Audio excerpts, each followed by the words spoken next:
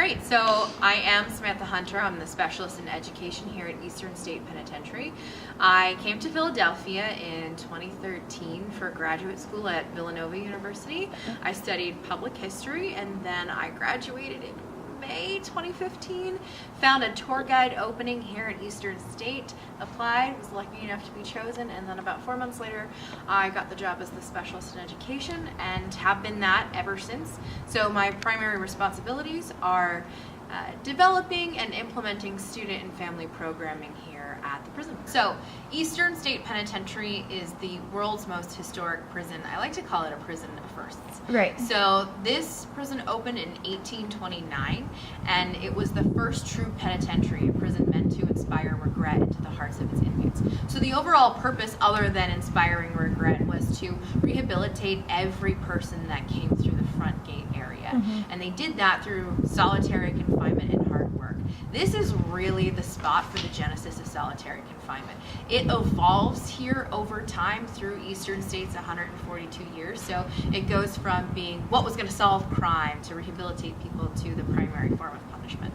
So about 100 people escaped from Eastern State, but 99 were recaptured. There's only one person who still remains at large today, and his name is Leo Callahan. Okay. So he escaped in 1923 with 5 other individuals. They escaped using a ladder that they built here on site. They actually built 5 pieces, and then once they slatted them together, it took them 30 feet high, which is how high the perimeter wall is. And then they used braided electrical wire to go down on the other side. Not this side, but on the opposite side of where we are now near cell block 1. And they never found Leo Callahan to this day. Al Capone is certainly our most infamous prisoner. There is Willie Sutton, and of course he's known because he's robbed over 100 banks in his lifetime, escaped from every prison he spent time at. We also have Pep the dog, which is like our more family-friendly story. So in the 1920s, Governor Gifford Pinchot, he donated his black Labrador to Eastern State as a companion to use as like for therapy for the prisoners. But they came up with this really elaborate backstory that was like, Governor Pinchot's dog, Pep, murdered his cat, and Pinchot sentenced him to life in prison at Eastern State, and he like served out his life there and went to Graterford and died while incarcerated. But no, he was just a companion. He did die while he was in prison, but the prisoners loved him so much that they actually made a plaque for him at Graterford once he passed. So Eastern State actually had one of the most well-equipped and advanced prison hospitals ever, and that's because of tuberculosis. So tuberculosis was an epidemic in Eastern State, accounting for nearly half of all deaths.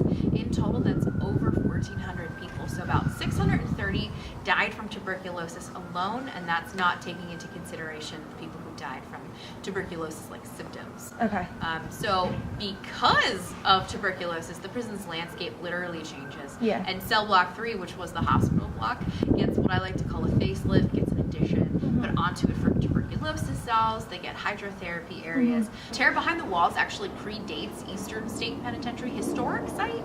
It started in 1991. The historic site opened in 1994, and it's actually our biggest fundraiser. It accounts for like 60% of our daytime budget, so it's a lot. Terror Behind the Walls is a #1 rated haunted house. It takes people throughout the whole historic site. There's almost no cell block that folks aren't going down, of the ones that we actually have open and safe for the public. And it's pretty interesting that the staff here who works for Terror, they're awesome. We have, first of all, Terror Behind the Walls is operated by Eastern State. There's like no outside company or outside source. And they hire about 300 people to work as actors, to be line staff, to be in the box office. It's a really big undertaking, but somehow they're able to do it seamlessly every year. I've been here for 3 terror seasons. And honestly, this year has been my favorite so far. They updated an attraction, so every year they try to do something new. An attraction, there's 6 different ones, and now they do Blood Yard, which is so awesome. So if you get an opportunity, definitely check it out.